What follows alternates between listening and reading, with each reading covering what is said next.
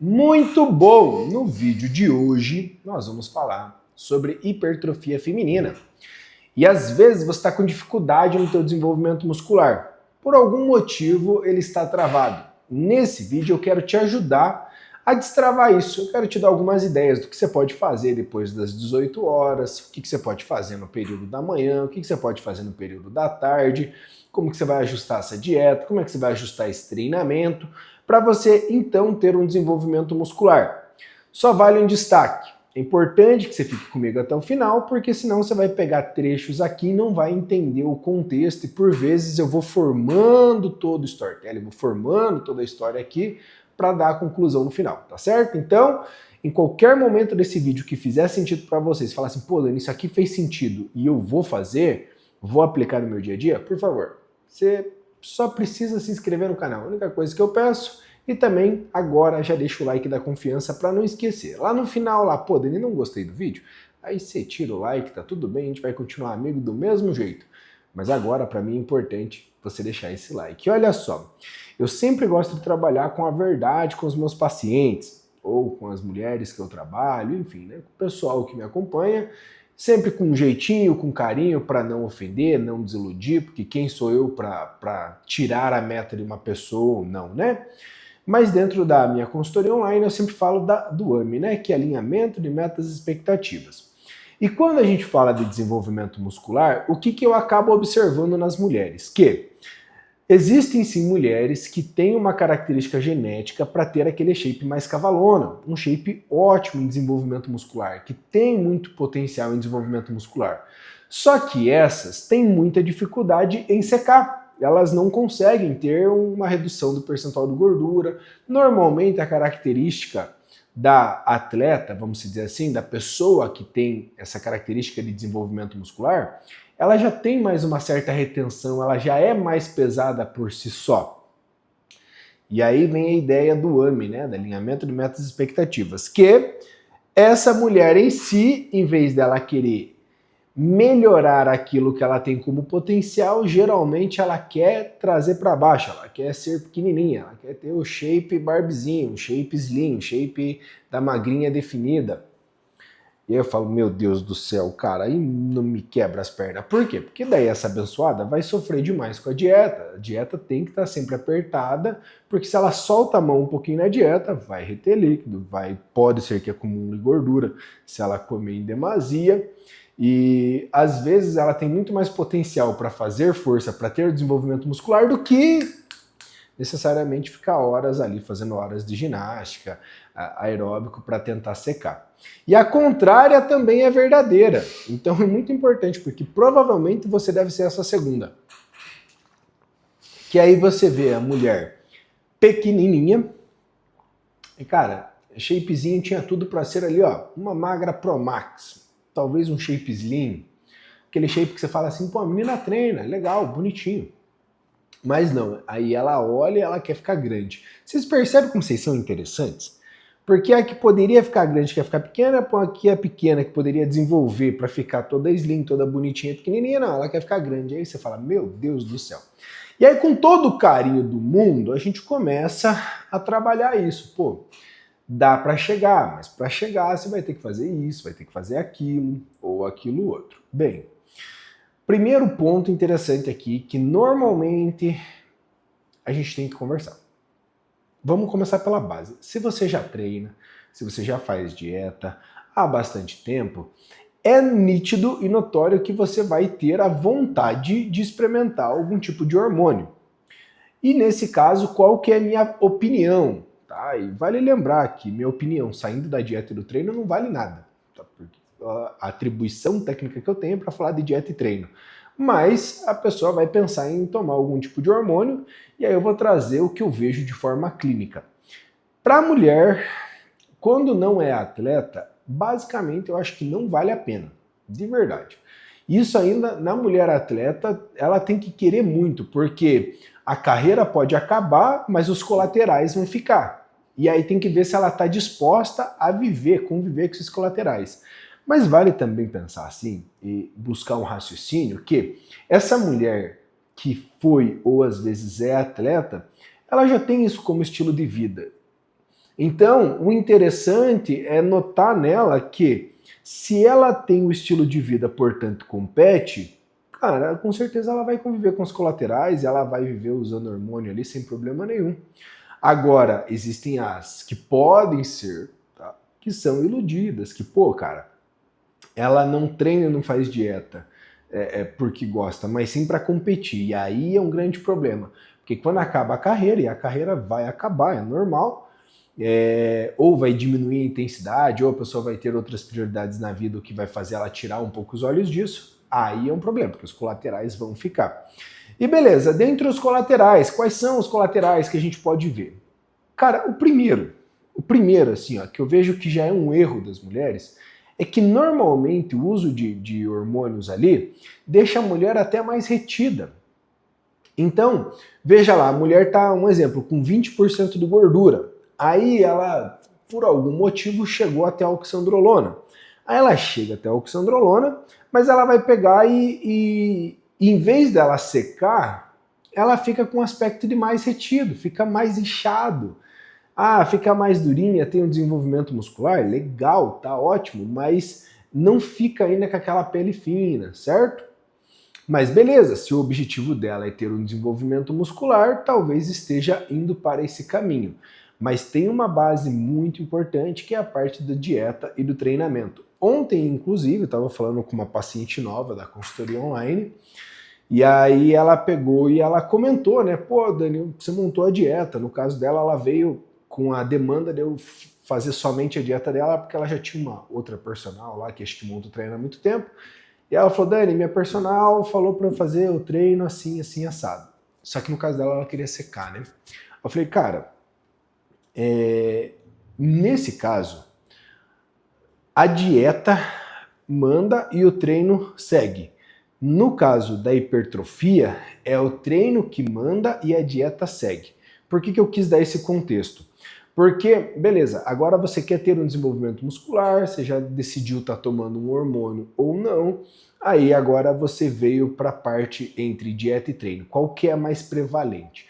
Se for no desenvolvimento muscular, vai ser o treinamento.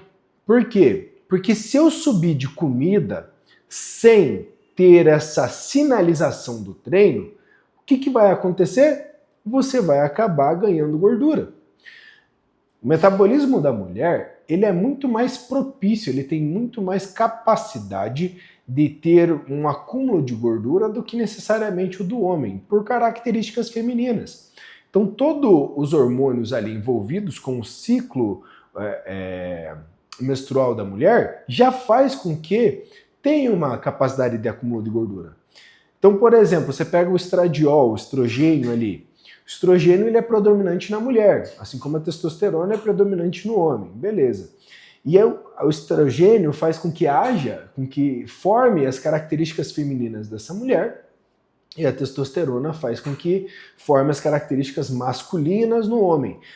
Daí o que acontece? Olha só que interessante. Por esse hormônio, e dentre outros ali, você acaba acumulando mais gordura no seio, você acaba acumulando mais gordura na região glúteo-femoral para fazer toda aquela silhueta, para fazer todas as características femininas. Quando a mulher começa a usar então de hormônios que são derivados de testosterona, se não a testosterona, ela vai masculinizar. É fato, né? Muito interessante isso, a gente trazer esse contexto, por quê? Porque, beleza, aí a mulher tá naturalzinha ali, se ela tá usando algum tipo de hormônio já tem mais capacidade de retenção de líquido, tem que cuidar na quantidade de comida, então de qualquer forma tem que olhar para o treinamento. O treinamento ele tem que cada vez ser mais intenso para que haja sinalização proteica para desenvolvimento da hipertrofia. Só que se eu colocar mais comida, a mulher já tem mais capacidade de acumular gordura, automaticamente eu preciso ter essa demanda de treinamento. E é aqui que as senhoritas perecem. Vamos tomar uma água para refletir. Nessa hora vocês perecem por quê? Porque ou treinam muito, que é raros os casos, que daí a hipertrofia também acontece por aqui, ou treina demais e não dá tempo para que haja a resposta de recuperação e toda a hipertrofia, ou treina de menos. Você só vai conseguir achar um meio termo de ajuste nisso somente com um profissional junto, cara. E obviamente eu recomendo que você entre na minha consultoria online, né? Se você quer saber como eu posso, né, te ajudar com a dieta, com o treino, com o acompanhamento semanal, entra na minha consultoria online, primeiro link da descrição ali. Beleza. Sem contar na parte de treinamento que se você só treinar sem ter uma ordem, uma certa prioridade, a capacidade de você começar a desenvolver músculos errados, entre aspas, é grande. Por quê? Porque a mulher, mesmo que ela queira ficar com hipertrofia, possivelmente ela vai querer ter uma cintura fina, ela vai querer ter um glúteo mais arredondado, ela vai querer ter um quadríceps marcadinho, um posterior de coxa marcado. E aí ela vai para academia e ela faz tudo 4 de 10, 3 de 12. A academia não tá nem aí, ela vai distribuir o exercício para você por inteiro. E aí você acaba desenvolvendo grupos musculares e não formando um físico. A ideia de formar um físico é trabalhar por prioridades, né? Tipo, pô, vamos estruturar a cintura escapular, vamos tentar trabalhar para ficar mais definidinho essas costas, vamos secar um pouquinho mais, vamos pegar e vamos ter um desenvolvimento mais em glúteo médio para o glúteo ficar mais arredondado. Putz, está acumulando muita gordura lá na bananinha, então vamos começar a trabalhar exercícios que ativem mais as fibras caudais, que fica lá naquela região entre glúteo e posterior, lá no final do glúteo, sabe? Então tem que ter um certo desenvolver com o treinamento e logo a gente vem para a parte da dieta, que esse é o ponto mais delicado de todos ali, né? Porque vamos quebrar primeiro o primeiro mito. O primeiro mito da galera é que eu preciso comer muita proteína. Não, cara, comer muita proteína não vai resolver a situação. Fato que a grande maioria das mulheres, pelo menos das que eu atendo, das que já se passaram aqui em consultório, que eu já conversei, elas têm uma certa dificuldade com o consumo proteico. Não sei por qual motivo, eu não sei se elas têm dificuldade de digestão, mas assim, ó, tipo, o whey. Eu não gosto de whey. Tá tudo bem, já quebrou uma fonte proteica. Às vezes abençoada, e tem muitas, por incrível que pareça, tem muitas vegetarianas que me seguem. E aí, putz, cara, aí não come proteína animal. No máximo, as que são ovo-lacto-vegetárias, aí elas vão lá e ainda me comem um ovinho ali, aí fica beleza. Só que, aí beleza, pensa nesse caso, eu vou passar ovo para a menina de manhã, de tarde, de noite, mas é certeza que vai enjoar, entende? E aí, assim, tem as proteínas vegetais, falando da vegetariana, mas é mais difícil de alcançar a necessidade proteica e não necessariamente pelo nível de proteína. Porque, beleza, se a gente vai ajustando as quantidades, vai bater a proteína. Só que, para isso acontecer, por vezes vai subir ali de carboidratos e muitas vezes até mesmo de fibras, nesse caso da vegetariana, e aí faz com que fique fermentando nesse intestino, e uma vez que fica fermentando, a menina fica com mais gases, fica distendida, parece que fica com uma barriguinha, ou às vezes até mesmo, aí entra o outro ponto que aí é para geral, não só para vegetariana, ela se sente muito cheia, estufada, tem uma percepção de saciedade mais aumentada. E aí, cara, complica, sabe? Porque a proteína ela é importante, a grande maioria das mulheres eu vejo que tem dificuldade no consumo proteico, mas para bater a meta proteica não precisa de muito. Porque vamos considerar uma mulher ali entre 50 quilos para ficar fácil minha conta aqui. Se fosse fazer uma dieta de 2 gramas de proteína por quilo corporal, basicamente ela precisaria de 100 gramas de proteína no seu dia. E não necessariamente 100 gramas do alimento, mas sim do nutriente. Quer ver um exemplo? O whey protein da Growth, o whey concentrado 80%, na dose ele tem 24 gramas de proteína. Salvo engano, mas é muito próximo de 24 gramas de proteína. Então vamos só supor aleatoriamente que você precisaria de 4 doses para bater a sua necessidade de proteína diária. Mas aí entra o problema. Dani, eu não gosto de proteína, eu não gosto de whey. Putz, vamos substituir. Então vamos buscar no frango. A cada 100 gramas de frango, de filé de frango ali, de peito de frango, você vai ter uma média de 32 gramas de proteína. Só que 100 gramas para a mulher, ela tem dificuldade. Você percebe como é delicado chegar até lá, mas não é difícil. Porque se você consome 2 porções de whey, por exemplo, junto com 2 porções de frango, de 100 gramas e tal, até um pouquinho menos, cara, você já bate a quantidade proteica ou fica muito próximo. Entendeu? Agora, o importante é que muitas vezes, raros os casos, vocês acreditam que a hipertrofia ocorre somente pelo consumo proteico. E é um paradigma criado pela internet. Tá tudo bem. Vamos tentar destrinchar isso. Você tem que ter proteína numa base suficiente para que você consiga treinar. Aliás, proteína para que você consiga reparar toda a lesão tecidual causada pelo exercício físico e, obviamente, para suas demandas fisiológicas. Ponto.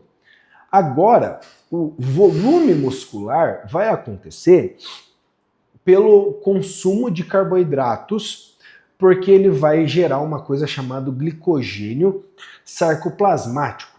E também, né, quando você... glicogênio muscular, perdão, que fica lá entre o sarcoplasma.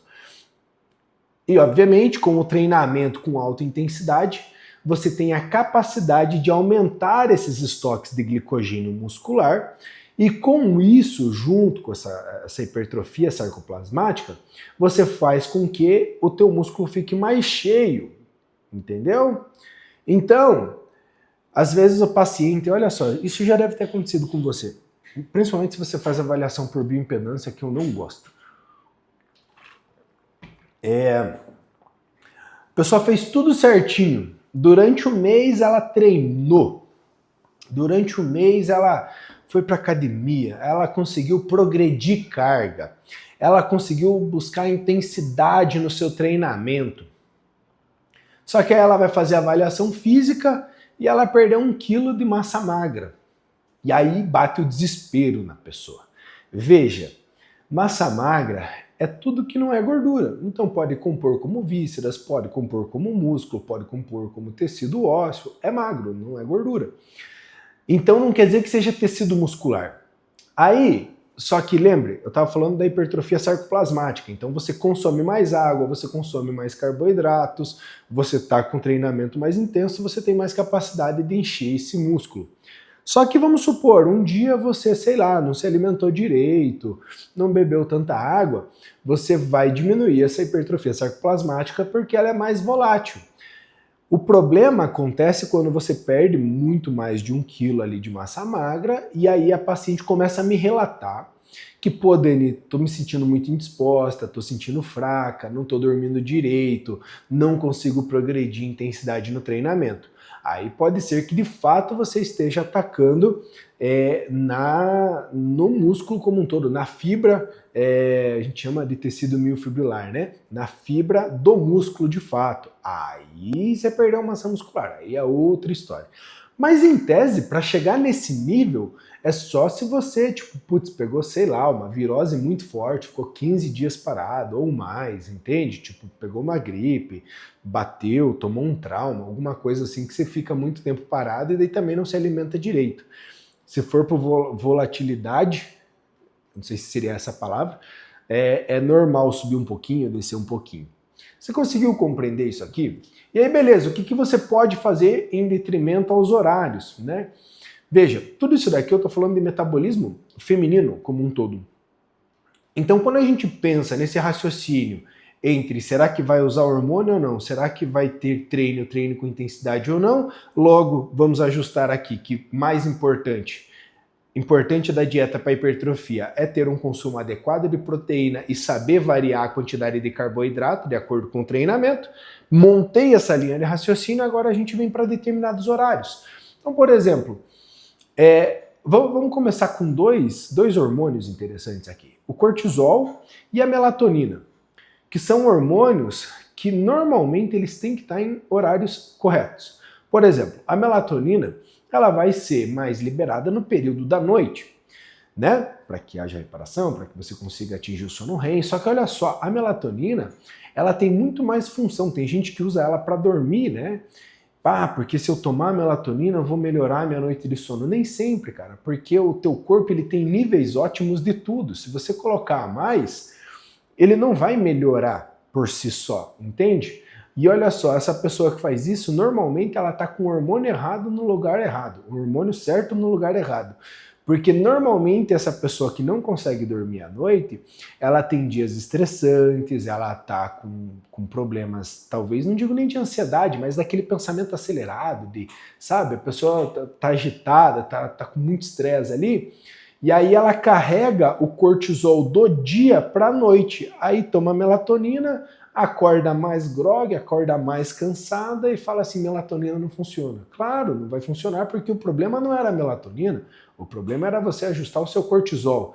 Então, melatonina no período da noite, cortisol já logo pela manhã para que você consiga ter um despertar, um acordar ali. Beleza, dado isso, só com esses dois hormônios tudo já muda. Por exemplo, se você consome muito carboidrato para o período da noite, no período da noite, com a melatonina, gera uma baixa da sensibilidade à insulina, uma pequena resistência à insulina. Logo, porque secreta menos insulina pelo seu pâncreas. E aí o que acontece? Por vezes a menina tem um transtorno alimentar, come demais no período da noite e não consegue ter uma boa digestão, o que atrapalha também o sono, e atrapalhando o sono faz com que ela não consiga ter um bom desenvolvimento muscular. Percebe como está tudo conectado? Então no período da noite, eu se fosse você, eu trabalharia para comer, não digo menos carboidratos ou até mesmo menos volume de comida, mas de forma adequada. Porque tem horas que a mulher, quando vai querer ficar grande, vai buscar esse shape mais volumoso, com mais músculo, ela vai ter que comer demais. Mas distribua melhor durante o dia teu consumo de carboidratos, à noite tenta comer ali o suficiente, contudo, às vezes tem que comer demais, vai saturar de comida à noite, mas aí vai fazendo testes. Por isso que eu gosto de trabalhar com a paciente semana por semana. Não necessariamente só tipo, putz, cara, vou ver ela daqui um mês. Pô, daqui um mês muita coisa já aconteceu.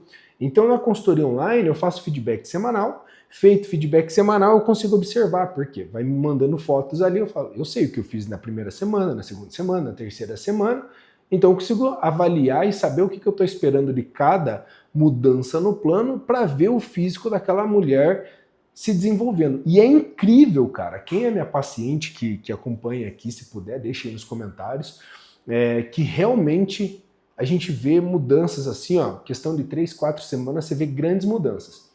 Só um detalhe interessante. A mulher, como eu falei, ela tem mais dificuldade no desenvolvimento muscular devido às características femininas dela. Quer dizer que é um impeditivo para ter desenvolvimento muscular? Não. Quer dizer que ela tem mais dificuldade. Quer dizer que a gente vai precisar ser muito mais estratégico.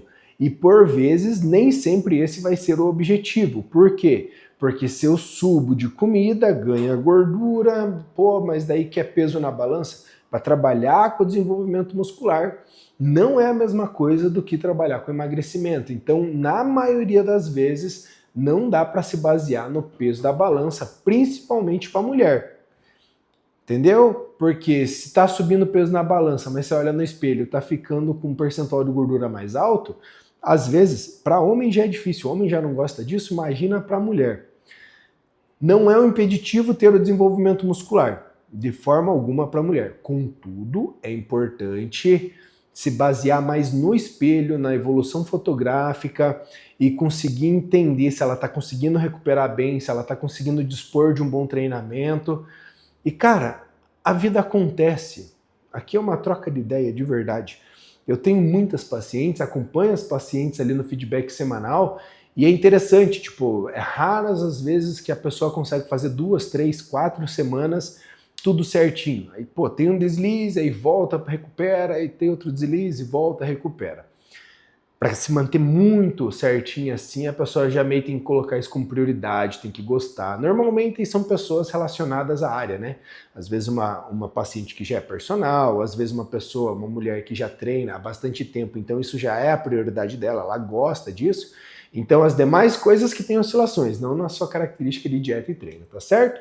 E mais uma vez, se você quer saber mais como funciona a minha consultoria online, que eu te entrego a dieta, o treino e acompanhamento semanal, clica no primeiro link da descrição e para mim vai ser um prazer te ver do outro lado da consultoria, tá certo? Grande abraço, tchau!